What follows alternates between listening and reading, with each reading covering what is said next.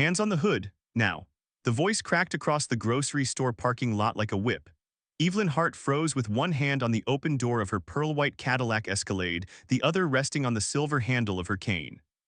The late afternoon sun was low over Cedar Grove, throwing long shadows across the asphalt, turning every windshield into a sheet of fire. Behind her, a paper pharmacy bag sat on the passenger seat beside a small bouquet of yellow roses and a birthday card still sealed in plastic. She turned slowly, not because she was afraid, because 3 weeks earlier a surgeon had opened her chest, and sudden movement still sent a sharp reminder through her ribs. The young officer standing 10 feet away had his right hand on his holster. He was tall, broad-shouldered, pale, with a tight haircut and a jaw set like he had already made up his mind before the first word left his mouth. His badge caught the sunlight. His nameplate read, Whitcomb.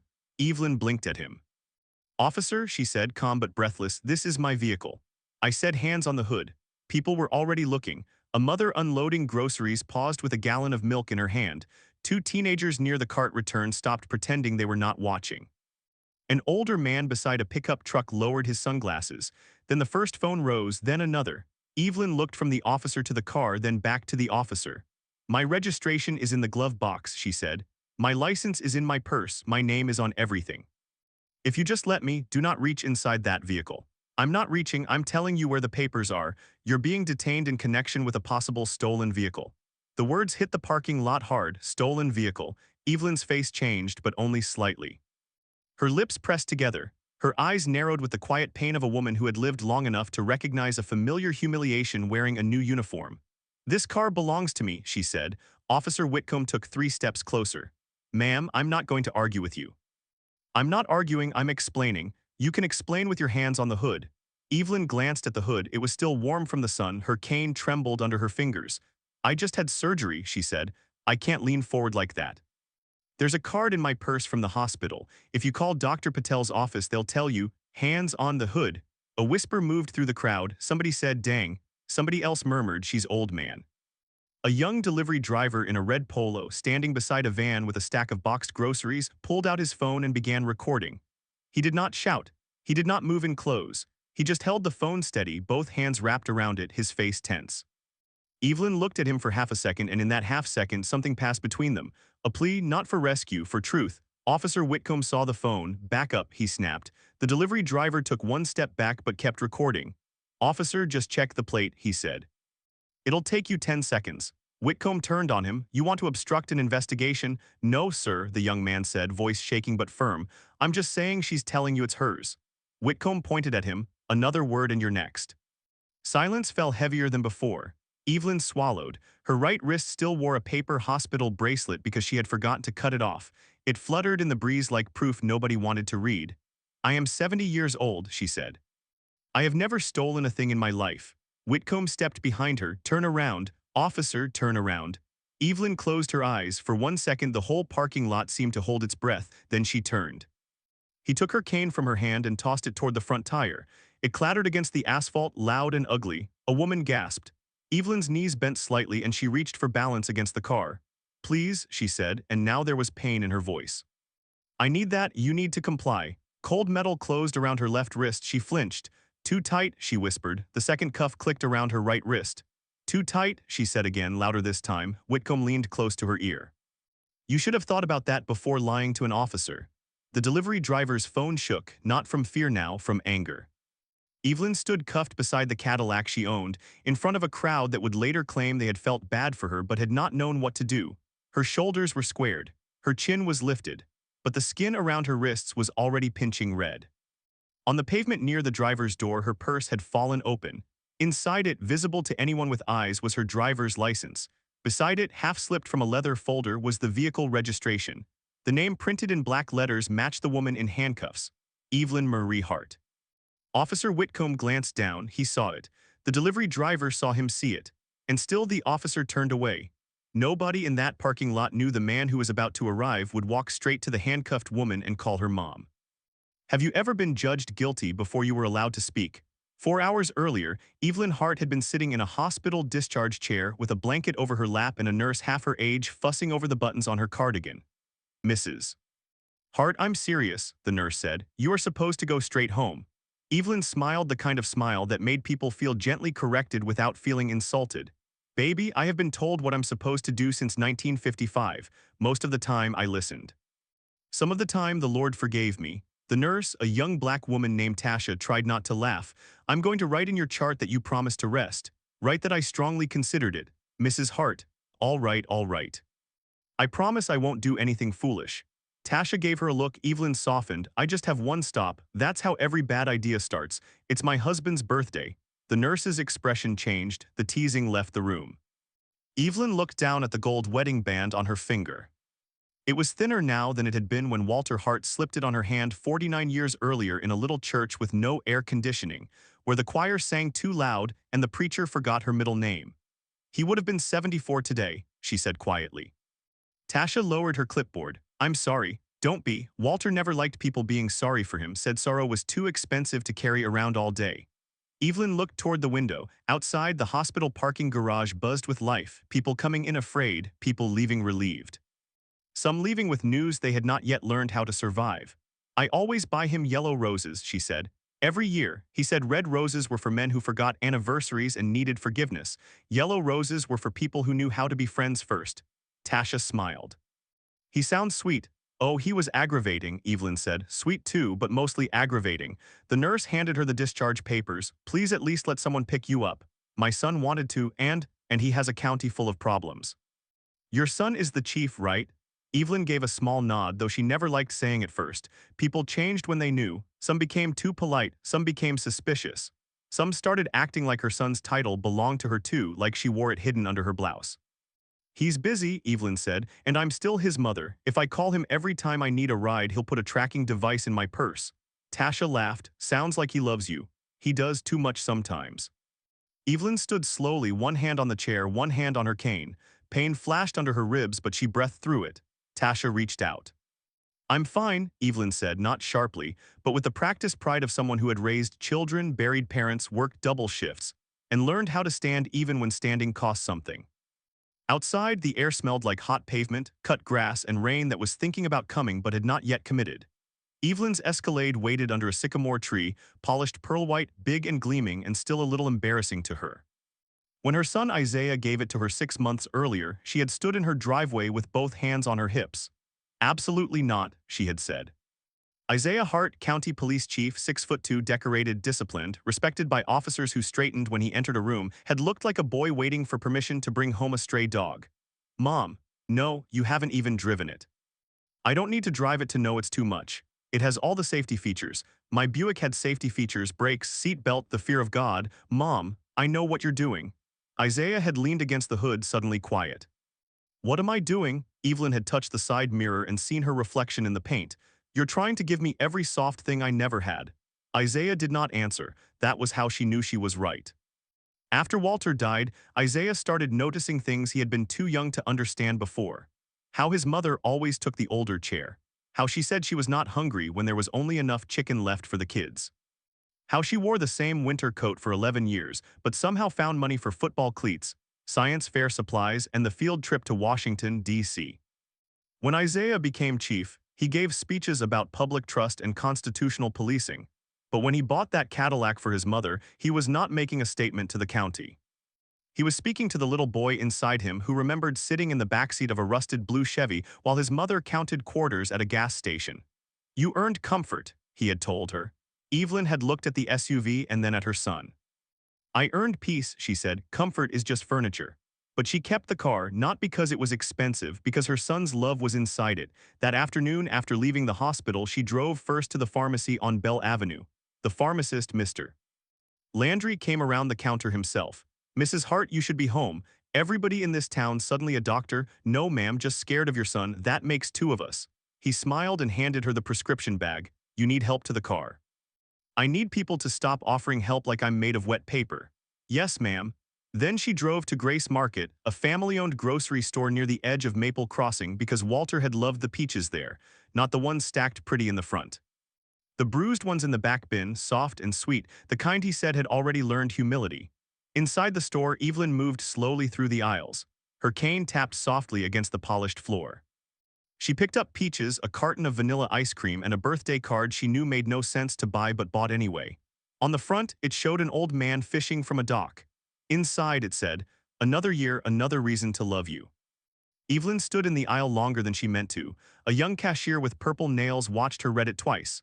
"You okay, ma'am?" Evelyn closed the card. "Yes, sweetheart, just arguing with a ghost." The cashier did not know what to say, so she said the kindest thing available. "I hope you win." Evelyn smiled. "I never did." At 4:17 p.m. She walked out of Grace Market with 2 bags in one hand, her cane in the other, moving carefully beneath the orange sky. She had parked near the front because she still had the temporary medical placard Isaiah insisted she use. She hated that too. But pain had made her practical.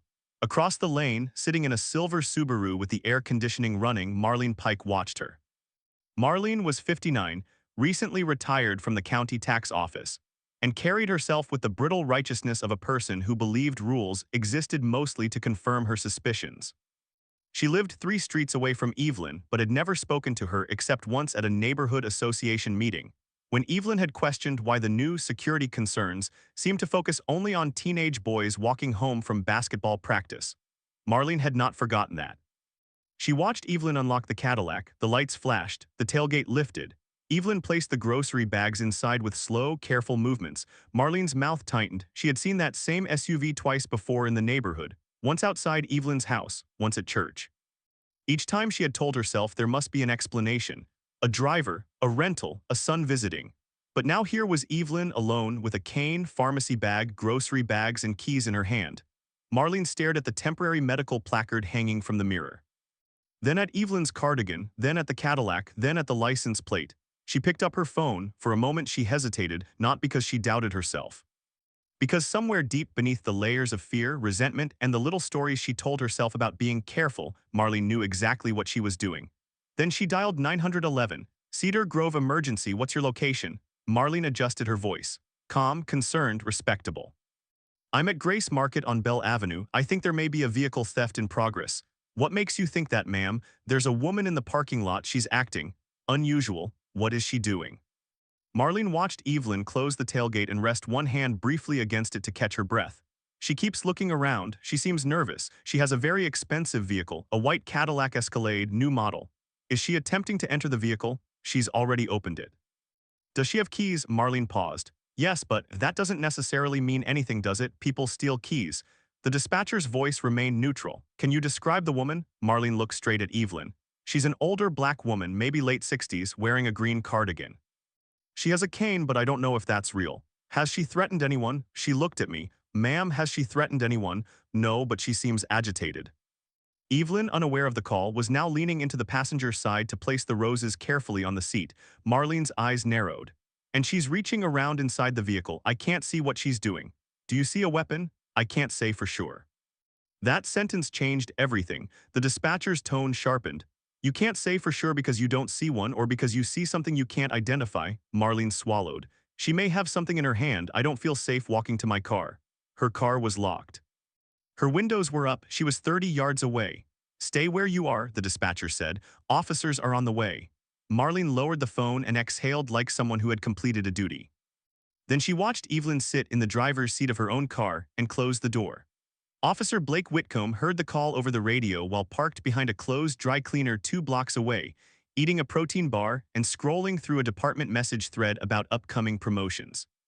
Possible stolen luxury vehicle. Suspicious older black female, may be armed, Grace Market.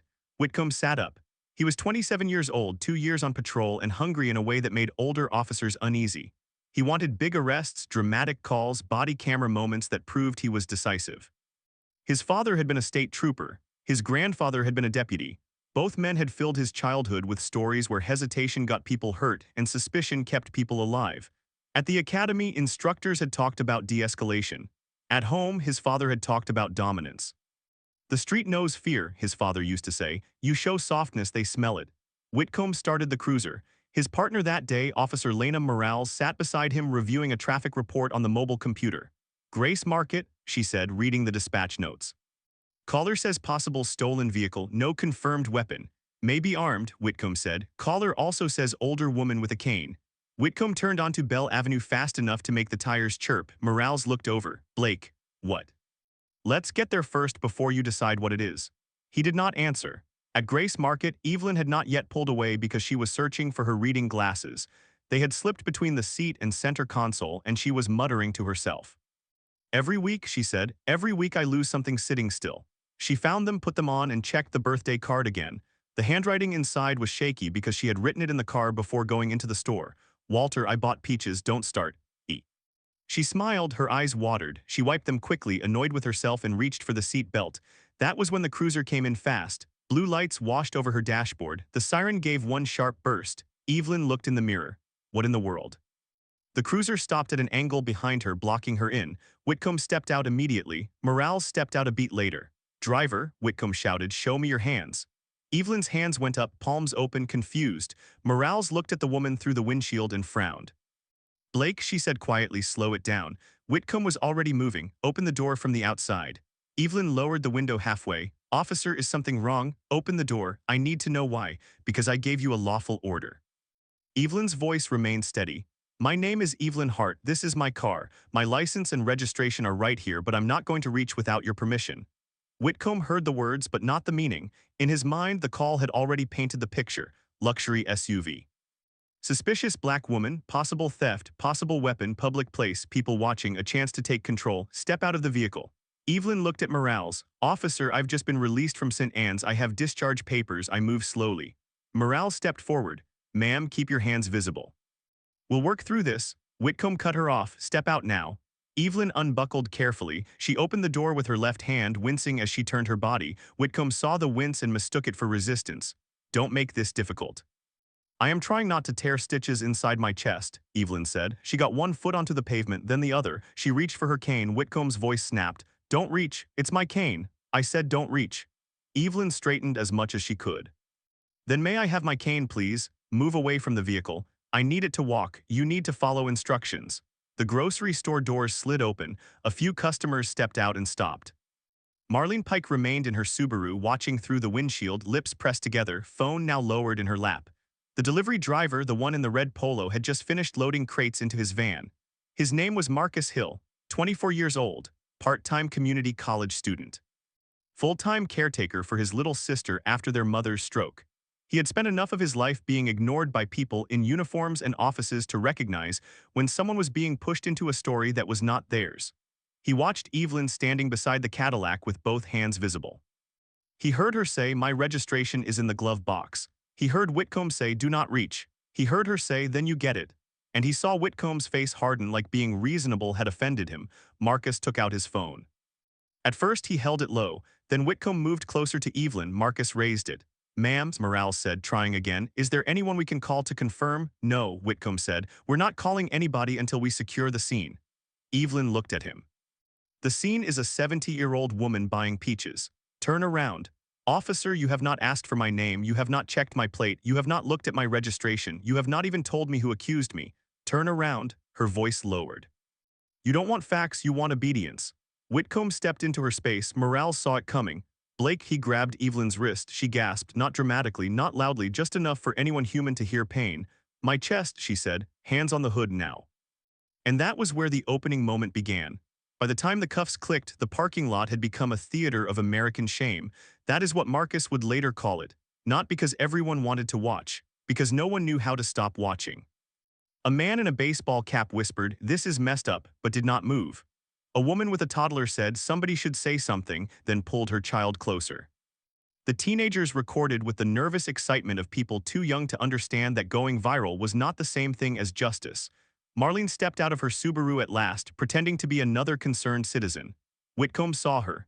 "You the caller." Marlene nodded, glancing around as if she had not expected the situation to become so public. "I just thought something was wrong." Evelyn turned her head slightly. "You called them?" Marlene avoided her eyes. "I did what any responsible person would do." Evelyn gave a small, painful laugh. "No, ma'am, you did what a frightened person does when imagination outruns decency." Whitcomb tightened his grip on her arm. "Stop talking." Marcus spoke from near the delivery van. "She has the keys, her registration fell out, it's right there." Whitcomb turned. "Last warning." Marcus held the phone steady. "I'm not interfering. You're creating a safety issue." "No, sir, you are." A ripple moved through the crowd. Morales stepped between Whitcomb and Marcus slightly. "Everybody give us space," she said, but her voice lacked conviction. Her eyes kept dropping to the registration on the ground. Evelyn's purse lay open. Her orange prescription bottle had rolled beside the front tire. The yellow roses had slipped from the passenger seat and scattered across the floorboard, petals crushed beneath the door frame. The cane was still on the ground. Evelyn looked at it. "Officer Morales," she said, reading the second officer's nameplate, "would you please hand me my cane before I fall?" Morales moved immediately. Whitcomb snapped, "Leave it." Morales froze. Evelyn stared at him. "You are afraid of a cane. I'm afraid of noncompliance." "No," Evelyn said softly. "You're afraid of being wrong in front of people." That landed. The crowd felt it. Whitcomb's face flushed.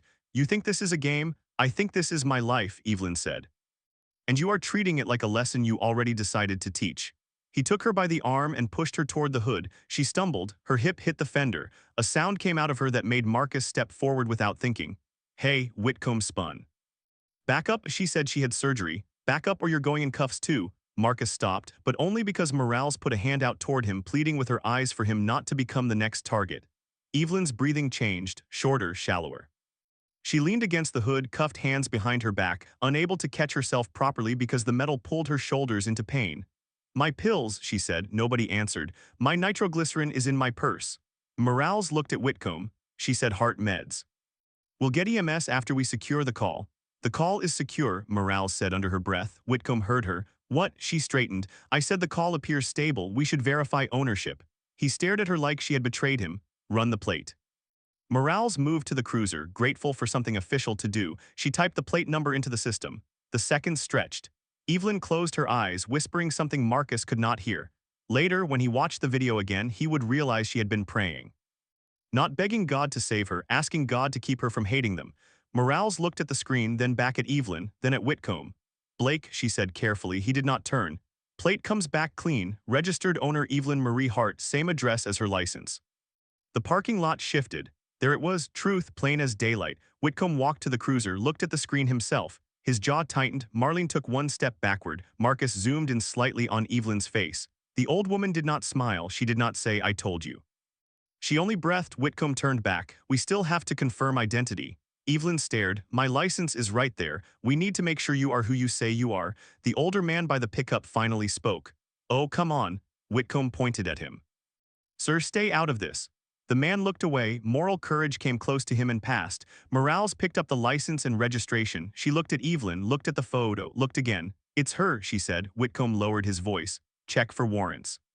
"For a 70-year-old woman with heart medication?" "Check for warrants." Morales held his stare. Then she ran the check. Evelyn's voice was quiet. "You have already decided I must be guilty of something." Whitcomb said nothing. The warrant check came back clean. Still, he did not remove the cuffs. That was the moment Marcus understood this was not confusion anymore. It was pride. And pride with a badge can become a dangerous thing.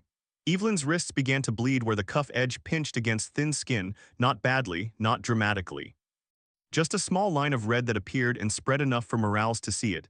"Blake, the cuffs are cutting her. She'll be fine." Evelyn lifted her head. "No," she said, "I will not be fine because you say so." Her voice carried across the parking lot. "I have told you my name. I have shown you proof. Your own computer has shown you proof. Your partner has shown you proof. That young man has recorded proof.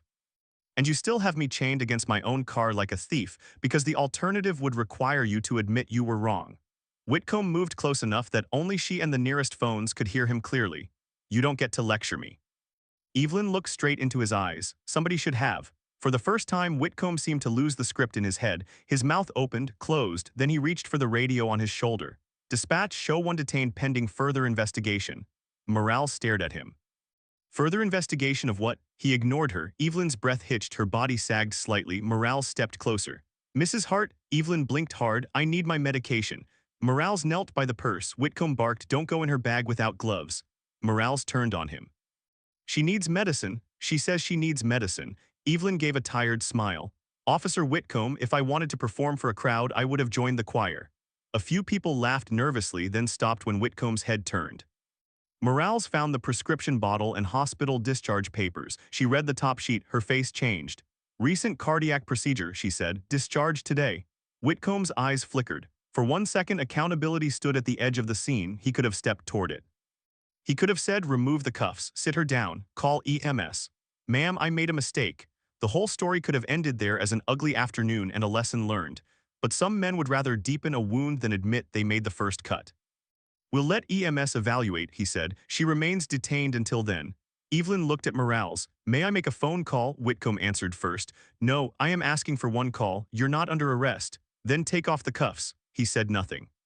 She turned her head slightly so the cameras could see her face.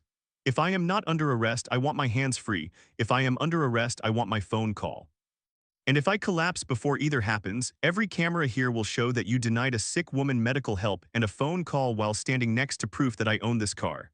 The parking lot went silent in a different way, not shocked. Awake, Morales stood slowly. Blake, she said, let her make the call. Whitcomb's eyes stayed on Evelyn. You think your phone call changes something? Evelyn did not blink. No, officer, I think the truth does. Morales took Evelyn's phone from the purse. Who should I call? Evelyn closed her eyes as if the decision cost her. For 70 years, she had tried not to use her son's position as a shield. She had taught him that a badge was a responsibility, not a family heirloom. She had scolded neighbors who asked her to get tickets fixed. She had refused special treatment at county offices. She had told Isaiah, if I ever ask you to use that badge for me instead of the law, you remind me who raised you. But now she was cuffed, bleeding, breathless, and standing in a parking lot where truth had already arrived and been ignored. She opened her eyes. Call Isaiah, she said. Morales looked through the contacts. There it was, Isaiah, no last name saved, just Isaiah with a heart beside it. The phone rang on speaker because Evelyn's hands were still trapped behind her. Once, twice, 3 times, then a deep voice answered. Hey mom, you home? Morales went still. Whitcomb's head snapped toward the phone. Evelyn's face trembled for the first time. Baby, she said, and one word carried 70 years of strength reaching its limit. It's your mother. I need you. On the other end, County Police Chief Isaiah Hart stood in the conference room of the Cedar Grove Public Safety Building, surrounded by command staff, budget binders, and a half-finished cup of coffee. Everyone saw his face change. Not worried, hollowed. Mom, he said, where are you? Grace Market, what happened? Evelyn looked at Whitcomb. I'm in handcuffs. The room around Isaiah went dead quiet. Deputy Chief Raymond Sloan looked up from a report. Isaiah's hand tightened around the phone. Who cuffed you? Evelyn drew a careful breath. Officer Whitcomb. Across the parking lot, Morales's eyes widened. She knew that silence on the other end. Every officer in Cedar Grove County knew Chief Hart's silence. It was the moment before a storm chose its path. Isaiah spoke slowly. Put the officer on the phone. Evelyn looked at Morales. Morales held the phone toward Whitcomb. He did not take it. The voice came through the speaker, lower now. This is Chief Isaiah Hart. Whoever is standing beside my mother, identify yourself. Whitcomb's face drained of color. Marlene Pike covered her mouth. The older man by the pickup whispered, Oh, Lord. Marcus kept recording, but his eyes lifted from the screen to the woman in cuffs. He looked at her differently now, not because she mattered more as the chief's mother, but because the world had finally been forced to see the importance it should have seen already. Morales answered.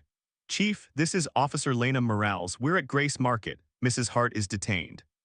I advised removal of the cuffs and medical evaluation. Officer Whitcomb maintained detention. Isaiah's voice remained controlled. Is she injured? Morales looked at Evelyn's wrists. Yes, sir, minor bleeding from cuffs. She's reporting chest pain and needs medication. She has discharge papers from St. Anne's dated today. A chair scraped in the conference room. Isaiah was already moving. Remove the cuffs now. Whitcomb finally found his voice. Chief, with respect, we had a call for a possible stolen vehicle and possible weapon. We're still conducting. Isaiah cut him off. Did you verify the plate? Whitcomb swallowed. Yes, sir. Did it come back to Evelyn Marie Hart? Yes, sir, but did you compare her license? Yes, sir. Does the license match? Yes, sir. Are there warrants? No, sir. Is there a weapon? No confirmed weapon, sir. No confirmed weapon, Isaiah repeated. That is not what I asked. Whitcomb's voice cracked slightly. No weapon located. Then listen carefully. You will remove those cuffs. You will request EMS. You will preserve all body camera footage. You will not mute your microphone. You will not discuss this with the caller, witnesses, or any other officer except a supervisor. I am en route. The line clicked off. The parking lot exhaled. Whitcomb stood frozen. Morales did not wait for permission. She took out her cuff key. Mrs. Hart, I'm going to take these off. Evelyn nodded. When the metal opened, the relief was so sharp she almost cried out. Morales supported her arms gently, careful of the wrists. I'm sorry, Morales whispered. Evelyn looked at her. Sorry is a door, officer, walk through it. Morales lowered her eyes. Yes, ma'am. Whitcomb stood near the cruiser, staring at the ground. For the first time all afternoon, he looked young, not innocent, just young enough that everyone could see the boy inside the uniform who had mistaken force for authority. Marlene Pike began moving toward her Subaru. Marcus saw it. Ma'am, he called, you leaving? She froze. Whitcomb looked up. Marlene turned with a tight smile. I have groceries. Marcus kept recording. You made the call, right? I made a concerned report. You said she might have a weapon. I said I couldn't tell. You were in your car 30 yards away. Marlene's eyes flashed. Do not harass me. Evelyn, now sitting carefully on the edge of the driver's seat with Morales beside her, looked toward Marlene. I want to ask you something, Evelyn said. Marlene did not answer. Evelyn's voice was tired but clear. What did you see that made you afraid? Marlene looked at the Cadillac, the crowd, the phones, the officer who had believed her too easily. I saw something that didn't seem right. No, Evelyn said. You saw something that didn't seem like yours. The words found Marlene and left her nowhere to hide. In the distance, sirens began to rise, not one, several. They grew louder, bouncing off storefront windows, rolling through the streets of Cedar Grove. The first arriving vehicle was an unmarked black SUV with county plates. It came in fast but controlled, no reckless squeal, no dramatic slide. It stopped beside the cruiser. The driver's door opened. Chief Isaiah Hart stepped out. He wore a dark navy suit, no hat, badge clipped at his belt. He was 46 years old, broad like his father had been, with his mother's eyes and a face trained by years of command not to reveal too much too soon.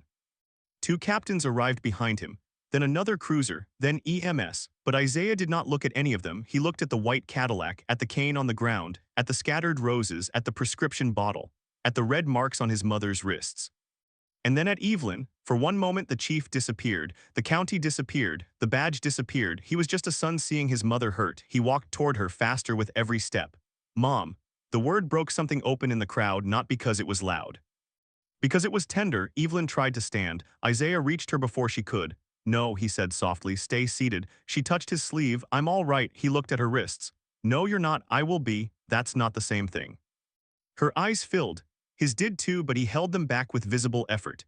He knelt in front of her, right there on the asphalt, in front of officers, shoppers, cameras, and the woman who had called 911. He took her hands carefully, turning them palm up like she was made of glass. Who did this? He asked. Evelyn looked past him at Whitcomb. Isaiah followed her gaze. Officer Whitcomb stood near the cruiser, shoulders stiff, face pale. The chief rose slowly. The whole parking lot seemed to straighten with him. Officer Whitcomb, Isaiah said. Whitcomb stepped forward. Chief, stand where you are. Whitcomb stopped. Isaiah's voice did not rise. That made it worse. Tell me what happened. Whitcomb swallowed.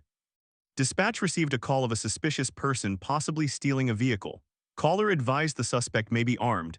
We arrived. I initiated contact. The subject became argumentative and failed to comply with commands. Evelyn's eyebrows lifted. Marcus muttered, subject. Isaiah heard him but kept his eyes on Whitcomb. The subject, Isaiah repeated. Whitcomb hesitated. Mrs. Hart, my mother. Yes, sir. Continue. She refused to place her hands on the hood initially. She attempted to reach into the vehicle and toward her purse. For officer safety, I detained her while we investigated. Isaiah nodded slowly. Did she tell you she owned the vehicle? Yes, sir, but suspects often. Did she offer her registration? Yes, sir. Did she tell you she had recently undergone a medical procedure? Whitcomb looked at the ground. Yes, sir. Did you accommodate that? I gave lawful commands. That was not my question. No, sir. Isaiah stepped closer. Did Officer Morales advise you to verify the vehicle? Whitcomb's jaw worked. Yes, sir. Did you? Eventually. The word hung there. Eventually. Isaiah's eyes sharpened. Did the registration match her license? Yes, sir. Did you remove the cuffs after ownership was verified? No, sir. Why? Whitcomb opened his mouth. No answer came. Isaiah waited. The whole parking lot waited with him. Finally, Whitcomb said the original description matched. Isaiah's face changed then, not into rage, into something colder. The description matched what? Whitcomb's throat moved. Older black female with the vehicle. With the vehicle, Isaiah said, not breaking a window, not hot wiring an ignition, not threatening anyone. Not fleeing with the vehicle. Whitcomb said nothing. Isaiah stepped to the open purse and picked up the registration folder with a gloved hand one of the captains offered him. He held it up. This was on the ground, Morales answered. Yes, sir. Visible. To whom? Morales looked at Whitcomb. To everyone, sir. Isaiah turned back to Whitcomb. You saw it. Whitcomb's silence answered before his mouth did. Yes, sir. A murmur moved through the crowd. Isaiah raised one hand slightly and the crowd quieted, not because he demanded it. Because authority used properly has a different sound. My mother, he said, voice steady, cleaned offices at night when I was 9 years old. She wore shoes with cardboard in the soles so I could wear cleats without holes. She walked to work in rain because the family car broke down and the repair money went to my school trip. She sat outside the police academy in August heat because she said if her son was going to wear a badge, somebody who loved him needed to be there when he came out. Evelyn looked down. Isaiah, she said softly. He did not stop. She taught me that power without humility is just fear with paperwork. She taught me that a badge does not make a man right, it makes his mistakes more dangerous. His voice thickened, but he held it. I bought that car for her after I became chief. Not because she asked for it. She didn't. She told me it was too much. I bought it because this county has spent 70 years teaching women like my mother to expect less, take less, ask less, and be grateful when nobody bothers them. He looked at Whitcomb. And today she stood beside proof that she belonged to what was hers, and you still treated belonging like a crime. Nobody moved. Even Marlene stopped pretending to look for her keys. Whitcomb's face was red now. Chief, I followed training based on the information available at the time. Isaiah nodded once. Training did not tell you to ignore registration. Training did not tell you to deny a cane to a medically vulnerable person. Training did not tell you to keep cuffs on after verification. Training did not tell you to threaten a witness for telling you to do your job. Training did not tell you that embarrassment is a reason to continue a detention. He looked toward Captain Sloan, who had just arrived. Captain, relieve Officer Whitcomb of duty pending internal investigation. Secure his body camera and vehicle camera. Notify professional standards. Officer Morales, your camera too. All dispatch audio, all radio traffic. The 911 call, preserve it all. Whitcomb's head lifted. Chief, Isaiah cut him off. You are relieved, that is not a debate. Captain Sloan stepped forward. Officer Whitcomb, hand me your duty weapon. For the first time, the crowd understood accountability in real time. Not revenge, not shouting, process. The removal of power from someone who had misused it. Whitcomb looked around, at the phones, at Morales, at Evelyn, at Marcus, at Marlene. He seemed to search for one face that still believed his version. He found none. Slowly, he removed his weapon and handed it to the captain, then his badge. The sound of metal leaving his uniform was small, but everyone heard it. EMS reached Evelyn with a stretcher, but she refused to lie down at first. I can sit, she said. The paramedic, a red-haired woman with kind eyes, knelt in front of her. Mrs. Hart, I need to check your blood pressure. You may check it while I sit. Yes, ma'am. Isaiah crouched beside her again. Mom, please. She looked at him. You remember when you broke your arm at 12 and told the doctor you were fine? That was different. No, it was hereditary. Despite everything, Marcus laughed under his breath. Evelyn heard it and looked toward him. Young man, Marcus lowered the phone slightly. Yes, ma'am. Are you the one who recorded? Yes, ma'am. What's your name? Marcus Hill. Marcus Hill, she said, as if filing it somewhere sacred. Thank you for not letting me stand there alone. He swallowed. I didn't do much. You did more than most. The words hit the crowd harder than accusation. Several people looked down. A woman wiped her eyes. The older man by the pickup took off his cap. Isaiah turned to Marcus. Mr. Hill, I'm going to need your statement and your video voluntarily. You have the right to keep your own copy. Marcus nodded. I'll give it. Marlene tried again to move away. This time Captain Sloan stopped her. Ma'am, are you the 911 caller? Marlene stiffened. I reported suspicious activity. We'll need to speak with you. I didn't do anything wrong. Evelyn looked at her, not with hatred, but with a weary sadness that seemed older than the town itself. Marlene, she said. Marlene flinched at the sound of her name. You know me? I know of you. No, Evelyn said. You know me. You sat 2 rows behind me at Walter's funeral. You brought a casserole with too much salt. A few people turned toward Marlene. Her face tightened. I didn't recognize you. Evelyn looked at the Cadillac. You recognized enough to be afraid. Marlene's voice shook. I said I was concerned. Evelyn leaned forward slightly and Isaiah moved as if to stop her, but she lifted one finger. No, baby, let me say this. He stepped back. Evelyn looked directly at Marlene. Concern knocks on a window and asks, are you all right? Fear calls men with guns and tells them a story. Marlene's mouth opened, but nothing came out. Evelyn continued. You didn't have to know me to leave me in peace. You only had to see me as a person. For the first time, Marlene's eyes watered. Whether from shame or fear of consequence, no one knew, maybe not even Marlene. The paramedic wrapped a cuff around Evelyn's arm. Blood pressure is high, she said quietly. Isaiah's jaw tightened. Evelyn noticed. Look at me, she told him. He did. Don't let me watch you become him. The words struck him like a hand to the chest. Mom, I saw your face when you walked up. I know that face. That is the face you had when boys called you names in middle school. That is the face you had when your father died and the hospital clerk asked twice if we could pay. That is the face you had when you wanted to burn the world down because the world had been cruel. Isaiah swallowed hard. She reached for his hand. You are not here to burn it down. You are here to make it answer. His eyes shone. Yes, ma'am. I don't want revenge, I know. No, listen to me. I do not want that boy dragged through the streets so people can cheer. I want the truth written down so clearly that the next woman without a chief for a son does not need a miracle to be believed. Isaiah looked at Whitcomb, now standing beside Captain Sloan without his weapon, then at Marlene, then at Marcus, then back at his mother. "That's what I'll do," he said. Evelyn squeezed his hand. "Lawfully, yes ma'am, and thoroughly, yes ma'am, and don't forget my roses." For one stunned second, Isaiah stared at her, then he laughed once, broken and relieved. "Your roses, Walter's birthday." The paramedic softened.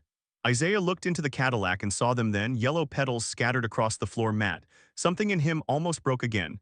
He reached inside and gathered them carefully, even the bruised ones. When he placed them in Evelyn's lap, she touched the petals with bandaged fingers.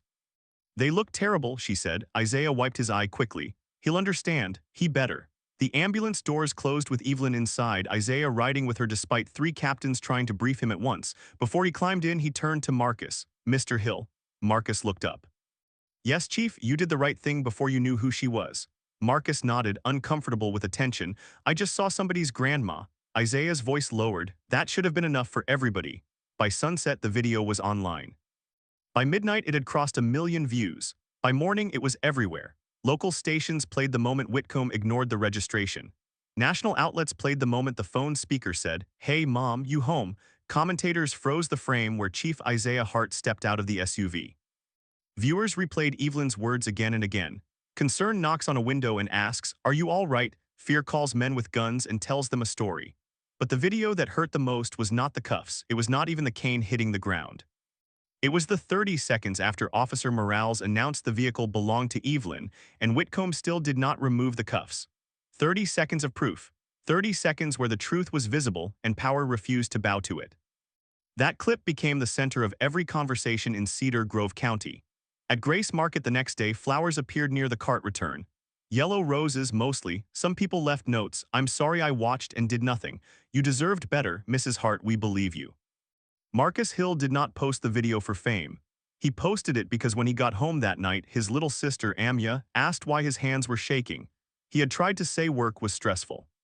She had stared at him from the couch, her math homework open, one eyebrow raised exactly like their mother. "Marcus," so he showed her. Amya watched the whole thing without speaking. When it ended, she said, "You said something." "Barely.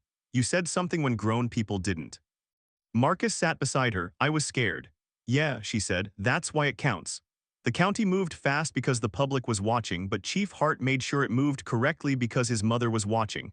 Officer Whitcomb was placed on administrative leave that night. Within 48 hours, professional standards opened a formal investigation. The body camera footage confirmed what Marcus's video showed.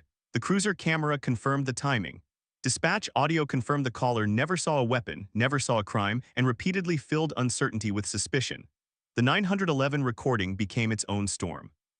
Marlene Pike's voice, calm and polished, played on the evening news. "She has a very expensive vehicle. She's an older black woman. She may have something in her hand. I don't feel safe." A reporter stood outside her neighborhood, careful with her wording but clear in her facts. Investigators say the caller was approximately 30 yards away inside a locked vehicle when she claimed she felt unsafe. Police have not found evidence that Mrs. Hart threatened anyone or acted unlawfully. Marlene did not answer her door for 3 days. On the 4th day, she released a statement through an attorney saying she had acted out of concern for community safety and regretted any misunderstanding. Evelyn read it at her kitchen table with Isaiah across from her. He watched her face. She folded the paper neatly. "Misunderstanding," she said. Isaiah waited. She understood exactly what she feared. She misunderstood who had the right to be unafraid. Isaiah leaned back. "You want me to respond publicly?" "No, Mom, no, let the investigators do their work. I don't need a statement war with a woman who turned my grocery trip into a crime scene." He nodded, but he was still angry. Evelyn could see it sitting in him like a hot coal. She changed the subject. "You eat?" "No, of course not."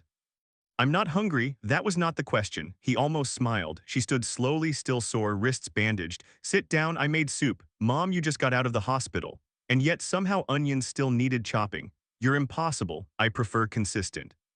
As she ladled soup into a bowl, Isaiah looked around the kitchen of the house he had grown up in.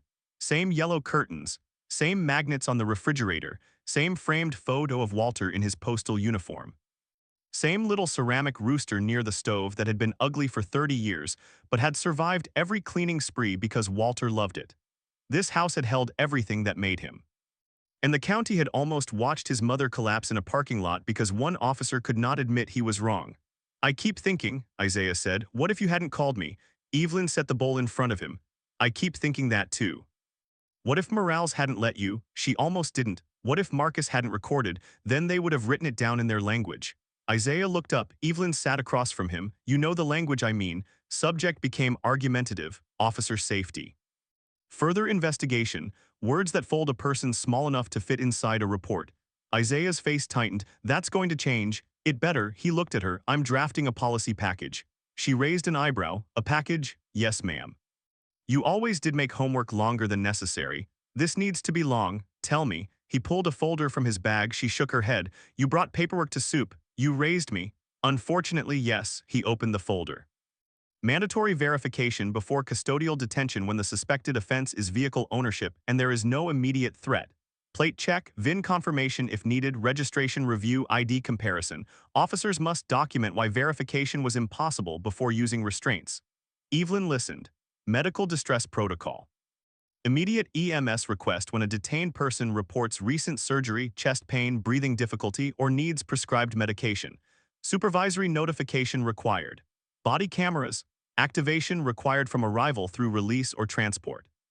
No muting during active investigation unless speaking with legal counsel or a confidential informant, neither of which applies in parking lots with grandmothers. She gave him a look. He continued. Witness protection language. Officers cannot threaten arrest for recording from a lawful distance. Good. Community Review Board with subpoena access to body camera footage in serious complaints. Better. Bias intervention training, but not the kind where everybody checks boxes and eats sandwiches. Scenario-based, quarterly with outside review. Evelyn nodded slowly. And the caller, false emergency reporting review. If someone knowingly exaggerates danger to provoke police response, referral to the county attorney. Evelyn looked toward Walter's photo. He would say, about time. Isaiah closed the folder. I want to name it after you. No, moms, no. The Evelyn Hart Public Trust Directive. No, sir, it honors you. It risks making people think the solution was personal. This happened because I was your mother. The policy should be for people who aren't. Isaiah absorbed that. What would you call it? She thought for a moment. The first fact policy. He repeated it. The first fact policy. Yes, before fear, before force, before pride, find the first fact. Isaiah wrote it down. At the formal county meeting 2 weeks later, the room was packed. Reporters lined the walls. Residents filled every seat. Officers stood in the back. Some came because they supported the chief. Some came because they felt attacked. Some came because they had their own stories and wanted to see if this one would end differently. Evelyn did not want to attend. Her doctor advised rest. Isaiah advised caution. Her church friends advised matching shoes. She ignored the first two and accepted the third. She entered the room in a navy dress, low heels, a cream shawl, and the same cane Whitcomb had tossed onto the pavement. The room stood without anyone asking. Evelyn paused at the doorway. Then she leaned toward Isaiah. If they clap, I'm leaving. They're already standing. That's not clapping. Mom, I mean it. No one clapped. They simply stood in silence as she walked to the front row and sat beside Marcus Hill and his little sister Amia, whom Evelyn had invited personally. Marcus looked nervous in a borrowed blazer. Evelyn touched his hand. You all right? Yes, ma'am. Don't lie in church or government buildings. The ceilings are too high. He smiled. I'm nervous. Good means you understand the room matters. The county attorney presented the findings first. The investigation had concluded that Officer Whitcomb violated department policy on detention, medical care, evidence review, de-escalation, and citizen recording rights. His use of restraints was deemed unreasonable after vehicle ownership was verified. His failure to remove the cuffs was unjustified. His threat toward Marcus was improper. Whitcomb resigned before the termination hearing, but the county moved forward with certification review. Months later, after state-level proceedings, his law enforcement certification was revoked. Not because people shouted, because evidence held, because cameras stayed on, because one witness recorded, because one woman refused to let pain make her small. Marlene Pike was charged with making a false report after investigators determined she knowingly exaggerated potential danger without factual basis. The charge did not make national headlines for long, but in Cedar Grove it mattered. She entered a plea agreement requiring community service, restitution for emergency response costs, and a public apology as part of a restorative justice session Evelyn agreed to attend only after making sure it would not replace legal accountability. At that session, Marlene sat across from Evelyn in a county mediation room with beige walls and bad coffee. Her hands shook as she read from a paper. Mrs. Hart, I apologize for the harm my call caused. I allowed assumptions to influence my judgment. I understand my words led to your detention and injury. Evelyn listened. When Marlene finished, the room waited. Evelyn folded her hands. I accept that you have apologized, she said. Marlene looked up, hopeful. Evelyn continued. Forgiveness is not a receipt I hand you so you can prove the debt is paid. It is work I do with God so bitterness does not move into my house. Marlene's face fell. That doesn't mean I want you destroyed, Evelyn said. It means I want you changed. Marlene began to cry. Evelyn did not comfort her, not because she was cruel, because sometimes the most merciful thing is to let a person sit with the full weight of what they did. The first fact policy passed unanimously.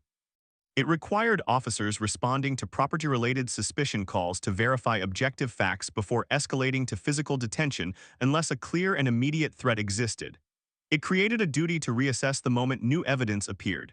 It established medical vulnerability rules. It protected lawful recording. It required supervisors to review any detention of elderly or medically vulnerable citizens.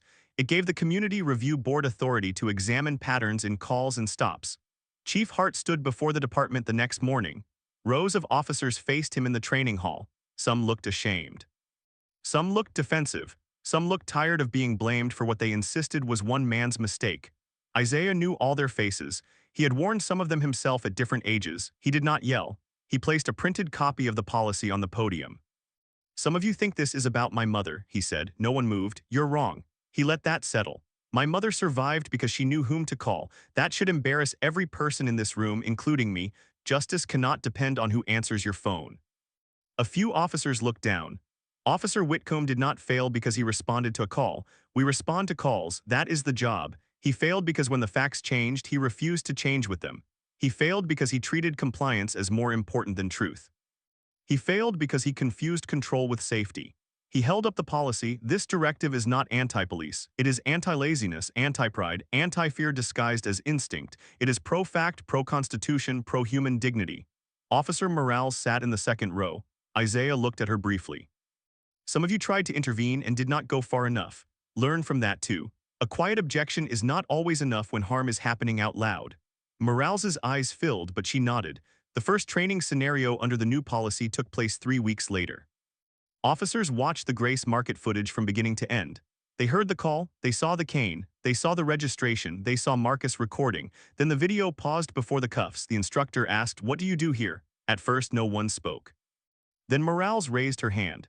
"You slow down, separate the caller's assumptions from observable facts, ask the woman's name, let her explain where documents are, retrieve them safely, run the plate, keep distance without humiliating her. And if she says she had surgery, you adjust your commands." The instructor nodded. "And if another officer escalates," Morales swallowed, "you don't just suggest, you intervene." The room was quiet. That became part of the training too, not just what Whitcomb did wrong, what everyone else did not do soon enough. Marcus Hill's life changed in smaller ways. People recognized him at gas stations and grocery stores. Some called him a hero, which made him uncomfortable. A local nonprofit offered him a scholarship. Grace Market gave him a raise after customers complained that the young man who had shown more courage than most adults should not be making barely enough to cover rent. Evelyn invited him and Ambia to Sunday dinner. He tried to refuse 3 times. She ignored him 3 times. On the first Sunday, Marcus arrived with store-bought pie and nervous manners. Ambia came wearing a yellow dress and asked if the Cadillac was the famous car. Evelyn laughed. "Unfortunately, can I see it?" Isaiah, standing in the kitchen doorway, said, "Only if you promise not to call 911. Evelyn pointed a wooden spoon at him. "Too soon." Ambia whispered to Marcus, "It was funny." Marcus whispered back, "Don't laugh." Evelyn heard both and smiled into the pot. After dinner, Marcus stood beside the framed photo of Walter. "Was he a police officer too?" he asked. "No," Evelyn said. "Postal worker, 38 years. He said he served every house in the county and still couldn't get people to check their mail on time." Marcus smiled.